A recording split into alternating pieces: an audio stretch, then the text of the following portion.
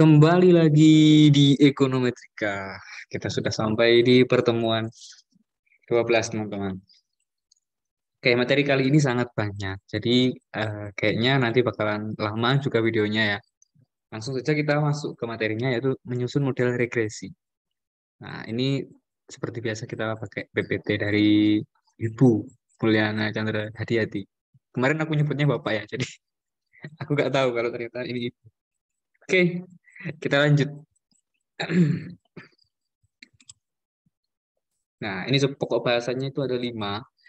Yang pertama model linear umum menentukan untuk menambah atau menghapus variabel, kemudian ada prosedur pemilihan variabel, pendekatan regresi berganda, kemudian ada autokorelasi.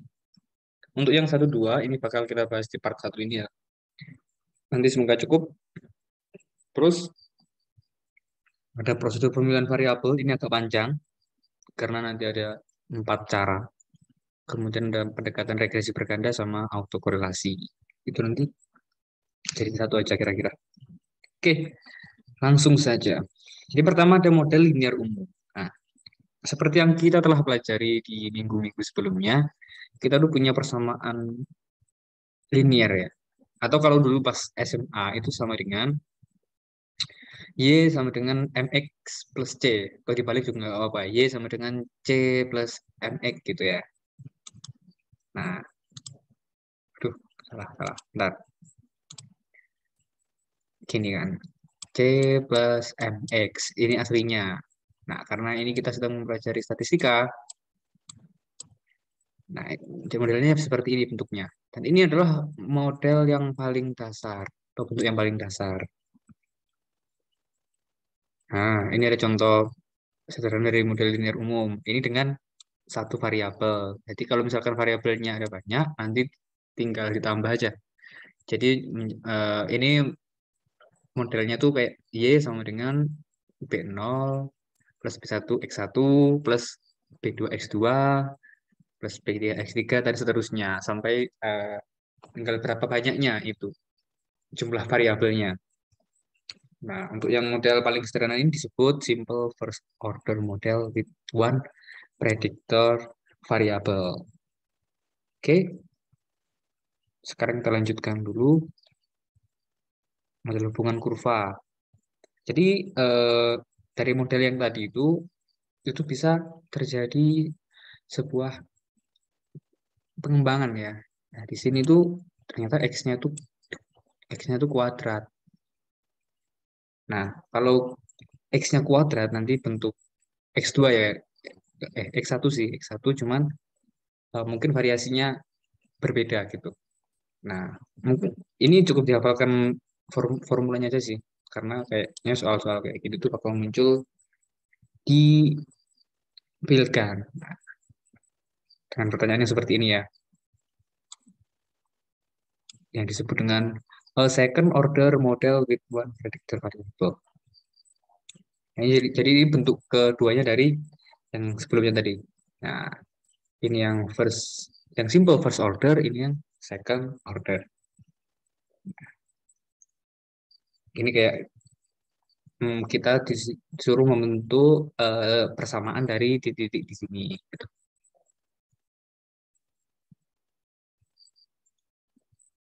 Kemudian itu kayak nggak terlalu penting ya. Kita lanjut aja ke transformasi yang melibatkan variabel dependen. Nah, kali ini yang berubah ini variabel dependen. Variabel dependen masih ingat variabel dependen itu variabel yang y ya. Nah, gimana kalau y-nya berubah gitu? Gimana, treatment untuk pengerjanya itu akan seperti apa? Itu kan maksudnya. Nah, di sini variasinya itu ada 3. Yang pertama dengan logaritma, kemudian dengan ln, ya. Ini natural logaritma. Kemudian ada 1/y. Itu maksudnya seperti apa? Coba kita akan lihat contohnya. Nah, ini sudah kebuka Excel ya. Sebentar deh. Dan takutnya nggak ke ini.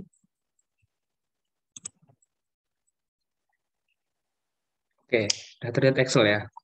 Nah, kita fokus ke yang bawah ini dulu ya. Ini yang atas ini spill untuk materi-materi berikutnya. Oke, untuk subbab pokok bahasan berikutnya maksud saya. Nah, tadi kan ada dibilang log. Nah, jadi ketika ketika kita membicarakan tentang transformasi, transformasi itu adalah mengubah Y ke dalam skala pengukuran yang lain. Nah, tadi disebutkan ada log, ada len, sama ada satu per Y. Nah, kalau log itu bakalan seperti ini ya. Ini kan log Y sama dengan B0 plus B1 X1 plus B2 X2 dan seterusnya. Nanti untuk mencari Y-nya itu bakalan seperti ini bentuknya. Nah, 10 ini pangkat ya. Karena itu kan log satu aja. B0 plus B1 X1 plus dan seterusnya gitu ya. Jadi pangkatnya dia. Kalau len misal len Y itu sama dengan B0 plus B1 X1. Nah, itu nanti Y-nya akan menjadi Y sama dengan ini yang disebutkan di PPT tadi ya. Jadi ada Nah, ini. Aku juga agak lupa sih namanya itu apa. Gitu. Nah, itu nanti bakal dipangkatin sama B0 dan seterusnya ini. Nah, untuk yang satu per Y ini nanti jadinya seperti ini. Y sama dengan 1 per, ya ini tinggal perkalian ini aja sih. Kayak balik-balik perkalian aja. B1 X1 plus dan seterusnya. Ya, seperti ini sih transformasi. Kayak dia tuh mengubah aja menjadi eh, bentuk atau skala yang lain gitu. Nah, tinggal dimasukin aja angkanya nanti. Kalau misalkan ternyata hasil dari perhitungan B0 plus B1 X1 plus B2 X2 kalau mungkin ada itu nanti misal hasilnya 7 maka ya Y-nya sama dengan 10 pangkat 5. Berapa tadi 7 ya? Ya, kalau misalkan hasilnya ini tadi 5, ya ini nanti bakalan 10 pangkat 5 gitu. Hasil dari B0 plus B1 X1 itu hasilnya 5 nanti bakalan jadi di sini 10 pangkat 5 gitu. Kalau yang di sini berarti ya Y sama dengan 1/5 itu ya. Kalau yang di sini tadi Y sama dengan E-nya tadi berapa ya? 2,718. 718 gini. Nanti bentuknya bakalan seperti ini. Oke, kita kembali ke materi. Lanjut ya. Di pembahasan berikutnya, ini ada menentukan untuk menambah atau menghapus variabel. Ini maksudnya seperti apa? Jadi, dalam materi kali ini, kita itu bakalan menentukan apakah suatu variabel itu harus dimasukkan ke dalam persamaan atau tidak.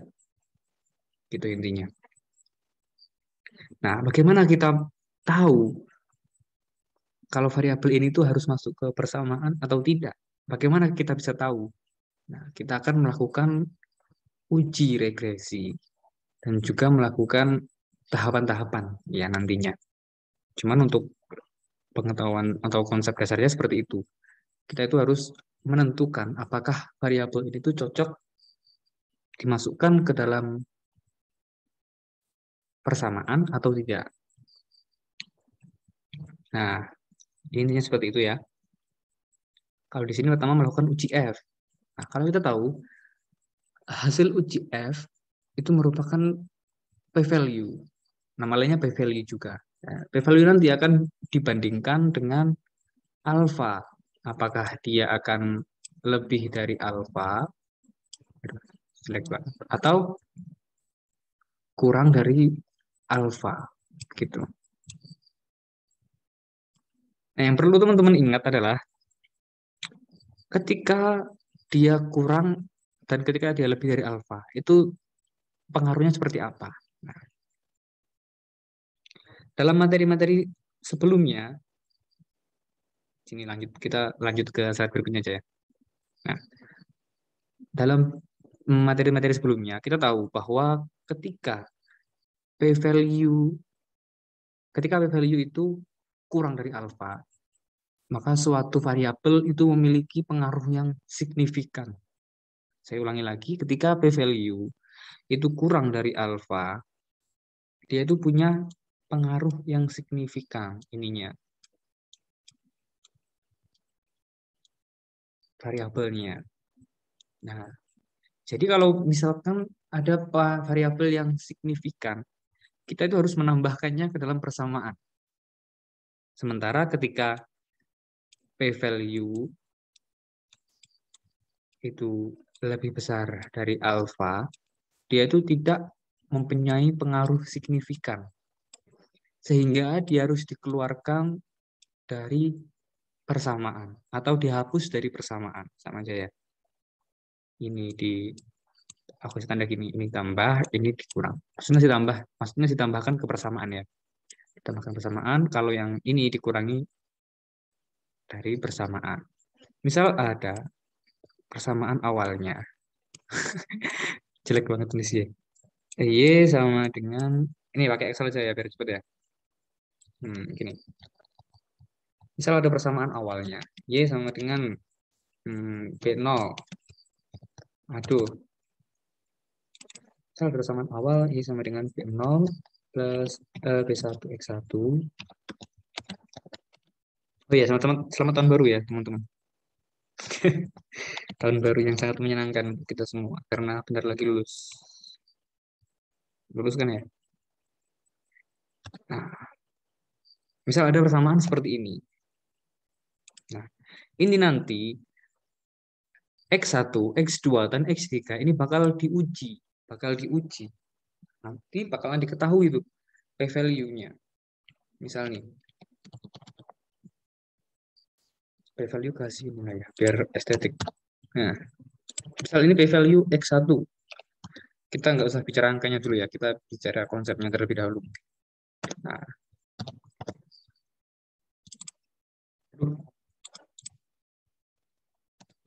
X2, ini X3. Nah, misal nih, ternyata p-value X1 itu kurang dari alfa. Dari alfa. Nah, X2-nya lebih dari alfa. Nah, X3-nya itu ternyata setelah diuji F-nya, atau kita tahu nilai F-nya, itu ternyata dia itu juga kurang dari alfa.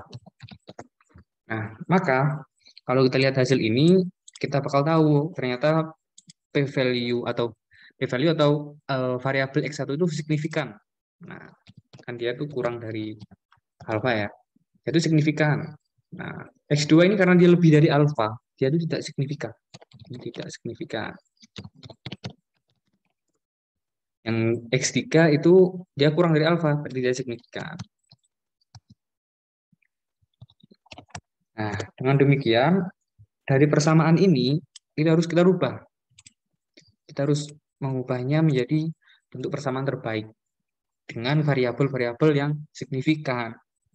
Nah, kenapa kok yang tidak signifikan tidak dimasukkan? Ya, karena tidak mempunyai pengaruh. Kenapa kita harus mengujinya gitu? Kenapa kita harus mengikutinya dalam persamaan kalau dia itu tidak memiliki pengaruh yang signifikan? Jadi kayak malah menambah-nambah kerjaan lah. Terus juga membebani gitu. Jadi persamaan yang seharusnya yang efektif B1 X1 plus B3 X3. Nah, ini bentuk persamaan yang seharusnya. X2-nya kita hapus. Oke. Nah, nantinya kita itu punya beberapa metode. Ada yang metodenya itu hanya bisa menambah, ada yang metodenya hanya bisa menghapus, ada metode yang bisa menambah dan menghapus variabel. Nah, kalau di sini kan kasusnya kita di awal sudah dapat persamaan. Nah, kalau misalkan awalnya itu tidak ada persamaannya, cuma data kayak gini, cuma data ini. Nah, belum ada persamaannya. Terus kita disuruh menentukan bentuk persamaan yang terbaik. Nah, itu nanti kan awalnya berarti kan cuma gini, Y, sama dengan itu aja. Nah, nanti kita bakalan ngecek nih satu-satu mana-mana yang dia itu signifikan. Nah, ya, kalau ada yang signifikan maka ditambahkan. Misal dari sini ya, misal dari yang contoh kita tadi itu kan X1-nya signifikan. Berarti X1 ditambahkan dengan satu X1 karena dia signifikan. Terus kita hitung lagi ternyata X3 itu signifikan. Nah, maka X3-nya juga harus ditambahkan. Oke.